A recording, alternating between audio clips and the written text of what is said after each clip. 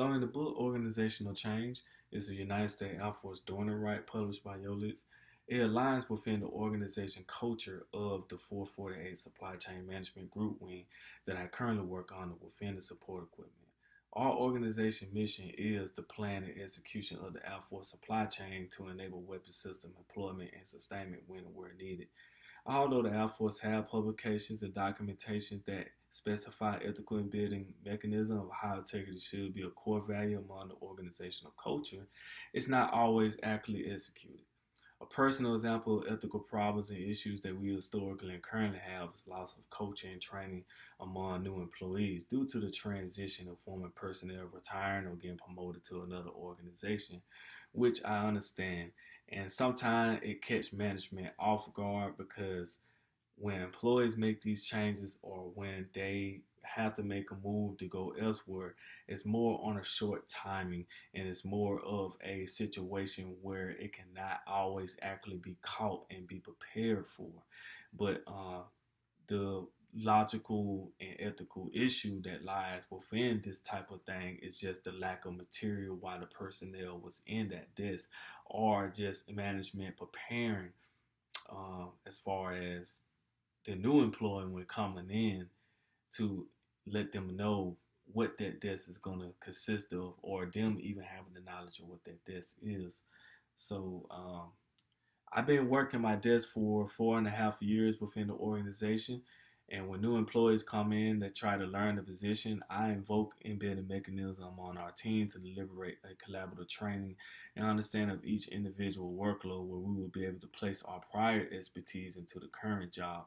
And with my prior experience within the United States Navy, I understand how the field users and I understand the government organization as a whole work within the supply chain, and I'm able to emphasize strategies and also elaborate um, more steps of how they can effectively help the field users within the Air Force to execute their mission.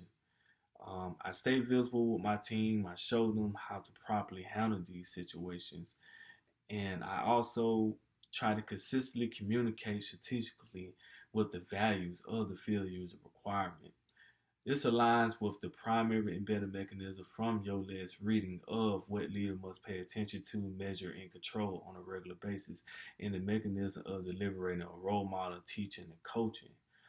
Within the reading, Yoled's mentioned from his writing that leaders must take a realistic assessment of time and effort over the entire span of the change process. He also stated the unwillingness to look at the total time and effort contributes to failure, which correlates within our organizational team. Um, he also mentioned understanding the true amount of time and effort needed allows the leader to make a realistic analysis and ensure the change is legitimate.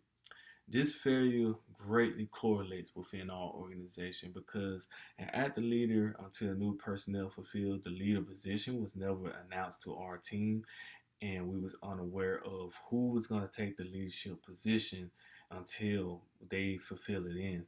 So with me having my prior experience and me having confidence within my ability to do my job, I felt like I needed to take that leadership position until that leadership position got fulfilled and help in.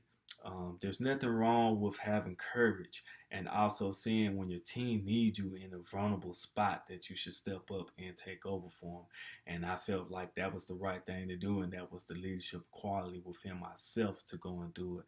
So the failure definitely correlates with my situation. The planning and the time effort for management to pass on to the leaving personnel to communicate and train the upcoming employee that was taking over the desk correlates greatly what was mentioned in the reading of your list. So my recommendation I would love to offer to leaders to ensure that the growth and accuracy of training is well kept within the organization is to ensure that each personnel within their specific workload has a continuity book that shows examples of how to resolve troublesome issues when they appear. It's also good to communicate and share knowledge through a guidebook when having the desk filled with complexity because you're keeping the team operating at a high effective rate and helping the Air Force sustain a better organization to carry out the mission for our warfighters. So that's my recommendation to the Air Force, and I hope it helps.